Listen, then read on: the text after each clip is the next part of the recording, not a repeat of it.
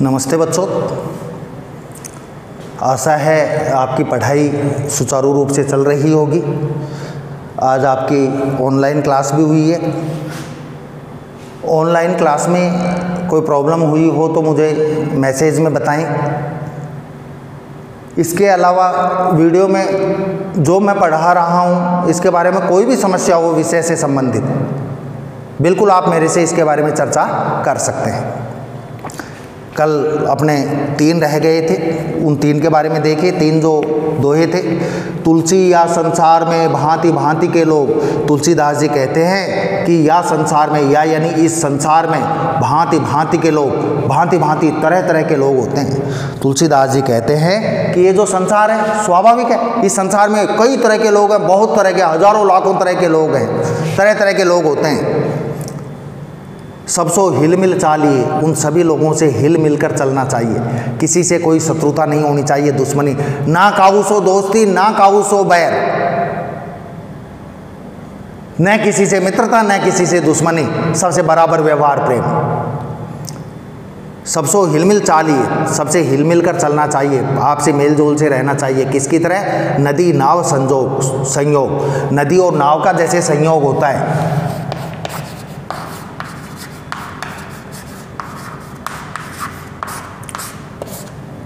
ये संसार है, ये तो नदी की तरह है और हम हैं जो नाव की तरह हैं। नदी और नाव का सा संयोग होना चाहिए। कैसे? यदि नाव तो है साहब, यदि नहीं, नदी नहीं है, क्या उपयोग होगा नाव का? क्या काम आएगी नाव? है क्या कोई उपयोग? बिल्कुल भी उपयोग नहीं है। तो नदी और नाव का सा संयोग होना चाहिए।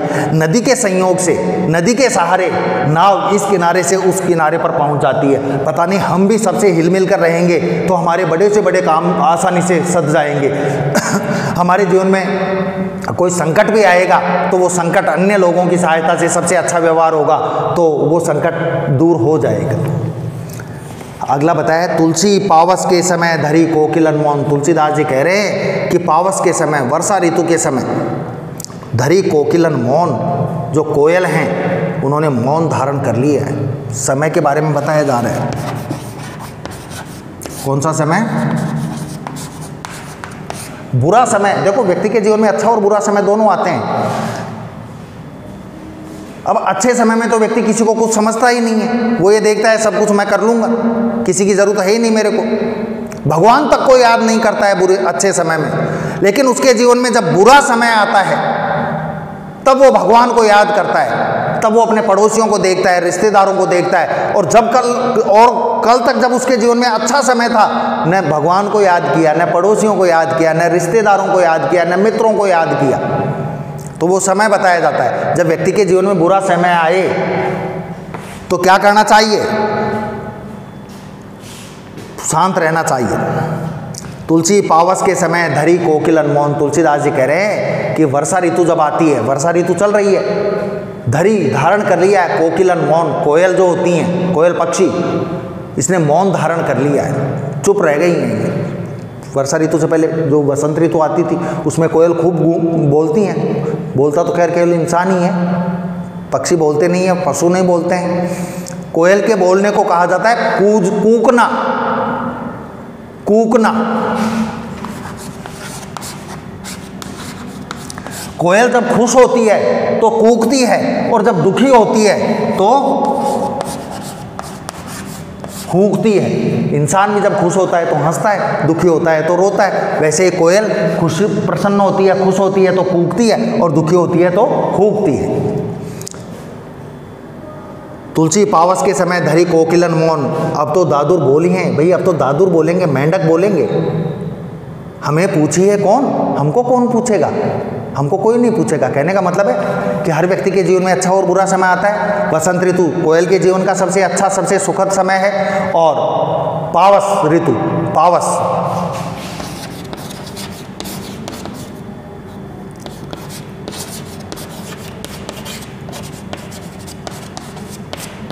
वर्षा ऋतु। अब पावस ऋतु में, वर्षा ऋतु में हमको कौन पूछेगा? क्योंकि वर्षा ऋतु में तो कौन, किसका होगा? दादुर। दादुर यानी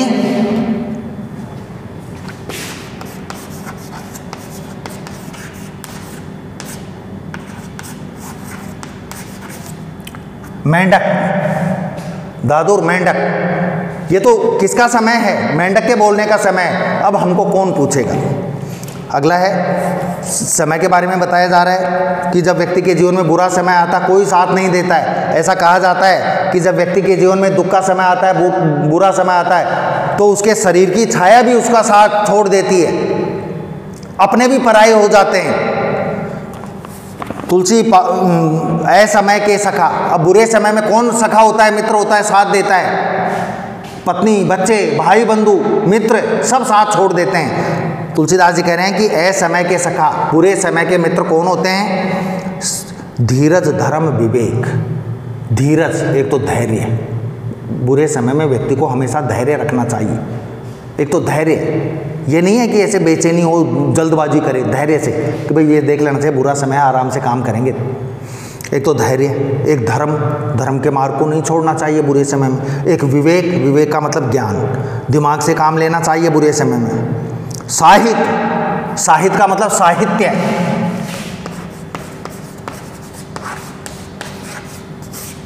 बुरे समय में, दुख के समय में अच्छा साहित्य पढ़ना चाहिए, मन अच्छा रहता है। साहस, हिम्मत रखनी चाहिए। सत्य, व्रत और अच्छे व्रत का पालन करना चाहिए, सत्य के मार्ग पर चलना चाहिए। राम भरोसो एक, और एक राम का के ऊपर भरोसा रखना चाहिए। चाहे तो ये 6 चीज़ें कर लो और चाहे राम पर भरोसा रख लो। तो मज़ा तो इसमें है कि इन 6 चीज़ों के साथ साथ राम पर भरोसा रखें, भगवान राम पर। तुलसीदास राम के भक्त हैं, तो अपने आप दुख का समय व्यतीत हो जाता है। ये आपके चैप्टर हो चुका है। क्वेश्चनों की चर्चा अपन लास्ट में करेंगे।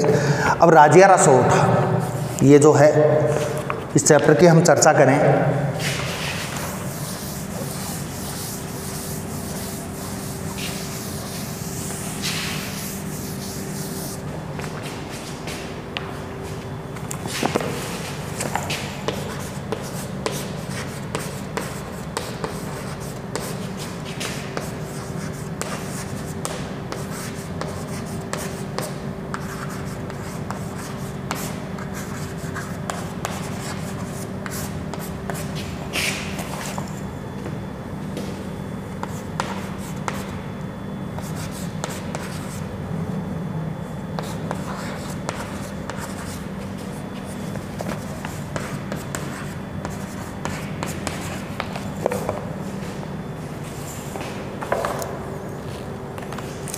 इनका जन्म 1743 ईस्वी में हुआ था, कृपाराम का।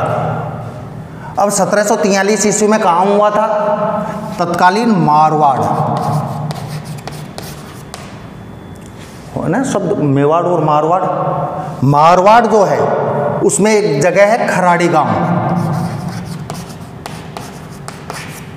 मारवाड़ में कौन सा गांव है? खराड़ी गांव में इनका जन्म हुआ था। अब देखो मारवाड़ तो बहुत बड़ा है, उसके बाद बंटवारा हुआ और ये आ गया पाली जिले में।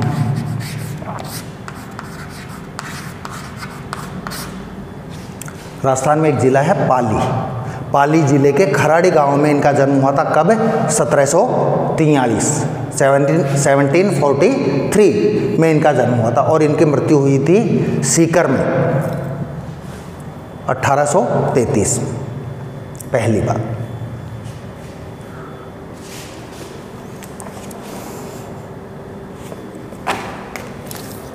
दूसरी बात हम पढ़ें, इनके पिता का नाम जगराम खिड़िया। खराड़ी गांव के थे इसलिए ये खिड़िया लगाते थे। खराड़ी गांव के होने के कारण उपनाम हो जाता है, तो खराड़ी गांव के होने के कारण ये खिड़िया लगाते थे। तो यहाँ से ये उठकर सीकर आ गए और सीकर के जो राजा हैं उनके दरबार में रहे। कवि तो थे ही। राजस्थानी भाषा के प्रसिद्ध कवि कृपाराम खिड़िया का जन्म तत्कालीन मारवाड़ राज्य के खराड़ी गांव के निवासी जगराम खिड़िया के यहाँ हुआ। जगराम इनके पिता थे। राजस्थानी भाषा डिंगल और पिंगल के उत्तम कवि और संस्कृत मर्मज्ञ होने के कारण, संस्कृत के मर्मज्ञ यानी जानकार और डिंगल पिंगल के कवि,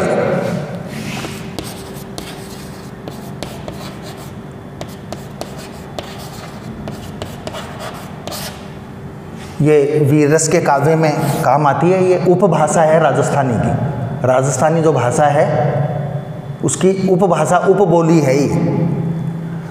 अब वैसे मैं आपको बताता हूँ, ये वीररस के काव्यों में काम आती थी। इसके अलावा डिंगल का मतलब होता है डींग हाँकना।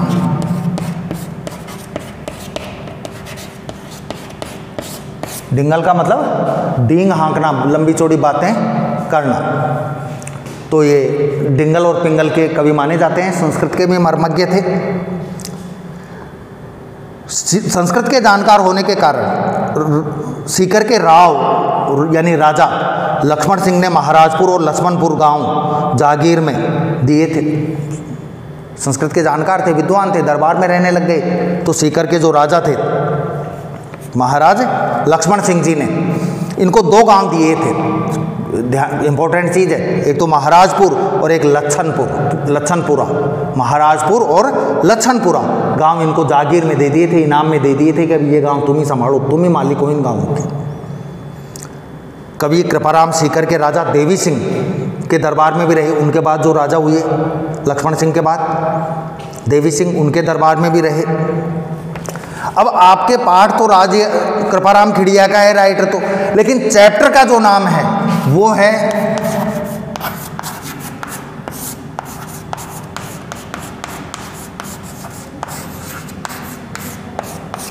राजियारा सोरठा। सोरठा तो हिंदी में छंद होते हैं, दोहा, चौपाई, छप्पे, रोला, उल्लाला, कुंडलिया, अनुष्टुप, ये छंद होते हैं। गीतिका, हरि गीत का, ये छंद होते हैं। और राजिया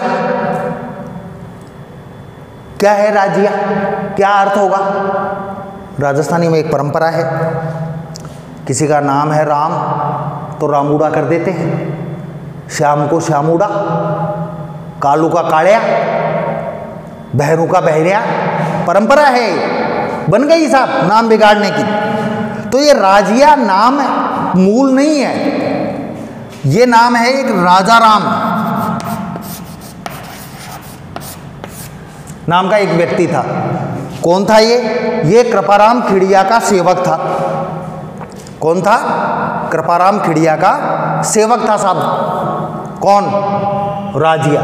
क्या नाम था मूल? राजा राम। अब राजा राम हमेशा उदास रहता, दुखी रहता राजा राम। तो कवि कृपाराम ने देखा कि यार ये मेरा सेवक तो है, लंबे समय से और भरोसे के लायक सेवक है, विश्वास पात्र सेवक है, ये दुखी और उदास क्यों है? उन्होंने राजा राम को बुलाया कि भाई राजिया इधर आ रे, कि तू इतना दुखी और उदास क्यों है? कि नहीं महाराज ऐसी कोई बात नहीं है कविराज। कि नहीं नहीं, कारण बता तू उदासी का। तब राजिया ने कहा, राजा राम ने कहा कि महाराज आप सुनकर भी क्या करोगे, कि तू बता तो सही भाई क्या दुख का कारण है तेरे? कि मेरे एक दुख का कारण है। कि क्या है दुख का कारण? कि महाराज दुख का कारण ये है कि मेरे कोई बेटा नहीं है, संतान नहीं है। अब चूंकि मेरे संतान नहीं है, मृत्यु तो होगी, जिसने जन्म लिया है, कल मैं मर जाऊंगा, तो मेरे मरने के बाद कोई मेरा नाम लेने वाला नहीं रहेगा। ये मेरे दुख का कारण है कि भाई आदमी मर जाए, उसका नाम तो चलता रहे, बेटे पोते, उस बेटे पोतों से नाम चलता है व्यक्तिगत, ये उसका बेटा है, ये उसका पोता है। मेरी ये चिंता है कि तू क्या चाहता है, बेटे पोते चाहता है या नाम चाहता है? कि बेटे पोते होंगे जब ही नाम होगा, कि तेरा नाम होगा। तेरा नाम होगा कि कैसे होगा? कि मैं करूंगा तेरा नाम, मैं जो भी सोरठा लिखूंगा उसमें तेरा नाम आएगा। बुक उठाकर देख लेना आप, हर सोरठे में राजिया का नाम है, मतलब राजा राम का नाम है। पहले कवि हुए हैं जिन्होंने अपना नाम न लिखकर, अपना नाम न देकर अपने सेवक का नाम दिया है। पहले कवि हैं।